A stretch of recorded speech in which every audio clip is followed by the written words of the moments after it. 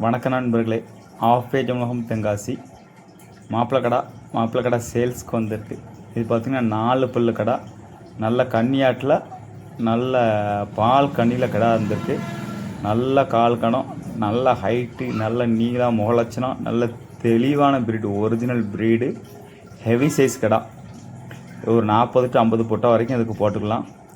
பல் பார்த்திங்கன்னா வெறும் 4 பல் தான். 4 பல் இந்த சைஸ் இருக்குது. இன்னும் 8 பல் வரைக்கும் கிடா வளரும்.